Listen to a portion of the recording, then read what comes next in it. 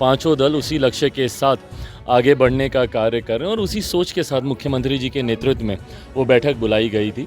और मैं मानता हूं कि उस बैठक का आने वाले दिनों में चुनाव की दृष्टि से हम लोगों को काफ़ी लाभ होगा। एनडीए के हमारे प्रत्याशी लोक जनशक्ति पार्टी रामविलास के हमारे उम्मीदवार जनार्दन पासवान जी चतरा सीट को एक बड़े मार्जिन के साथ, और ये मेरा विश्वास क्योंकि मैं खुद गया हूँ वहाँ पर 10 और 11 तारीख को 2 दिन का हमारा झारखंड का ही कार्यक्रम है।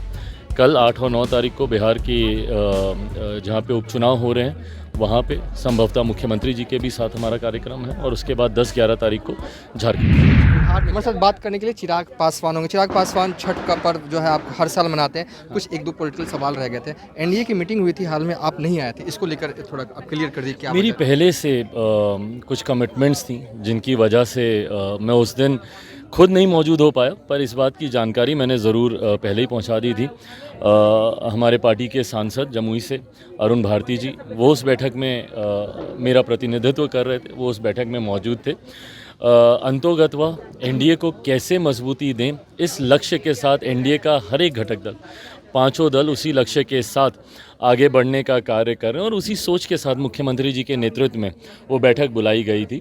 और मैं मानता हूं कि उस बैठक का आने वाले दिनों में चुनाव की दृष्टि से हम लोगों को काफ़ी लाभ होगा। एक सवाल, झारखंड इलेक्शन में चतरा सीट मिली है, कितना आप मानते हैं कि स्कोप है जीतने का? मैं सीधा पूछूं क्योंकि पिछली बार 23,000 वोटों से जीते थे आरजेडी वाले।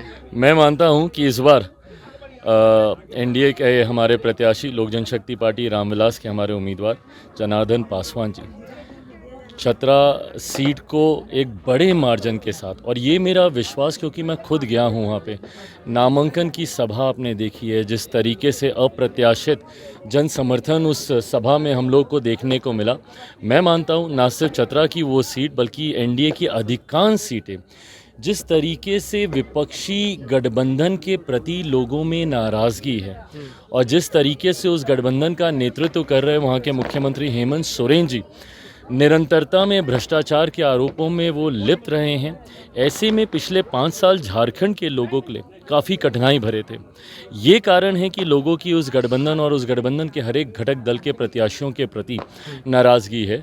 मैं मानता हूँ 23 तारीख को परिणाम के बाद एनडीए की सरकार वहाँ पे बनेगी, जिसमें हमारे चतरा के प्रत्याशी भी विधायक होंगे। लेकिन आपने सिर्फ एक ही दौरा किया है, आपने सभी सांसदों को उतार दिया, क्या कोई दौरा और भी होने वाला है? क्योंकि 11 तारीख तक 10 और 11 तारीख को 2 दिन का हमारा झारखंड का ही कार्यक्रम है।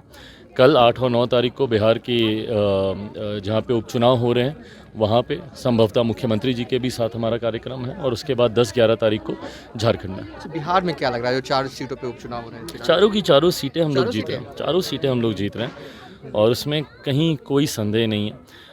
जिस तरीके से प्रत्याशी हमारे प्रत्याशियों को जन समर्थन मिल रहा है और संगठन के माध्यम से जो फीडबैक हम लोग को मिल रहा है, कल से परसों तक मेरे तमाम और सीटों पर भी मेरे कार्यक्रम लगेंगे, वहाँ पे भी मैं जाऊँगा।